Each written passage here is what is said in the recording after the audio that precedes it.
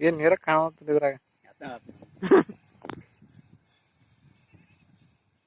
ಐತಿ ಕಾಣಕೈತಿ ಕರೆ ಅದೇನ ನೀರ್ ಹೊಡಿದ ಕಾಣತ್ ಹೋಗತ್ ಆ ಕಡೆಯಿಂದ ಕಾಣುತ್ತೆ ನೋಡ್ರಿ.